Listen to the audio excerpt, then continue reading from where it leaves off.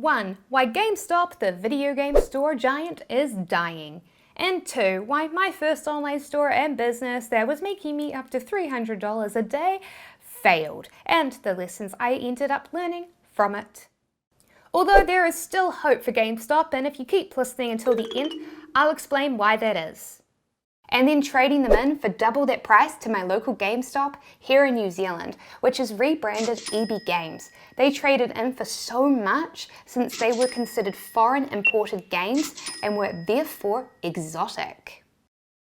And so I'd come in years later and still see the games that I traded in sitting on the shelves. Eventually GameStop's trade-in rules became much stricter, and so I abandoned my heist. Luckily, I had begun to use the experience I'd gained from importing video games to open my first successful online store, so I doubled down on that. At first it was supposed to be a general software store, but they saw that video games were on the rise and took advantage of this opportunity and started selling Atari 2600 games and expanded in 1987 to selling Nintendo games. The company shifted hands a few times until in 1999 Barnes & Noble bought it for $215 million. 10-year-old Johnny walks into his local Funko Land and sees a brand new shiny game he wants, Super Smash Bros. For the Nintendo 64. Oh man, he'd been reading his copy of Nintendo Power and the screenshots in there looked awesome, so he really wanted the game. Just one problem, he's 10 and he has no money. Old video games his parents gave him for Christmas and his birthday. And so Funko Land figured out that kids were pretty dumb and would trade their old games in for $5 to $10 so that they could get their shiny new game. They would then take those games and massively mark up the prices of them and resell them much closer to their actual value. And it didn't take long for Funko Land stores to become GameStop stores. Remember, my store was successfully importing Nintendo DS games from the USA for cheap and reselling them here in New Zealand. But guess what?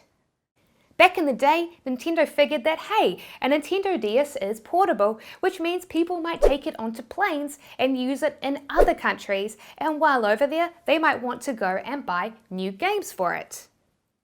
But unfortunately for GameStop, a company run by adults, they were unable or unwilling to see that their business was too. And so they have been incredibly slow to make changes to their business. RIP GameStop, right? Well, maybe yes, but maybe not. When Nintendo also killed my business, I knew that I really didn't want to have to go back to working at the supermarket for the rest of my life. I wanted to relaunch my store. But what would I sell? And then it hit me. I was heavily into the scene, soldering bad boys like this onto my collection of PS2s to play exotic games. And so that's what I pivoted my store into, hacking and modding devices. And you know what? I successfully relaunched my store and I learned a valuable lesson. But what about GameStop? Have they learned any lessons? Well, if you walk into a store today, you know what you will see? Lots and lots of these Funko Pop figurines and hoodies and beanies, and mugs, and drinking glasses, and Monopoly boards, and you know what they all feature? Video game icons and characters. And frankly, they need to do something. CDs were ultimately replaced with digital downloads because they are far more convenient.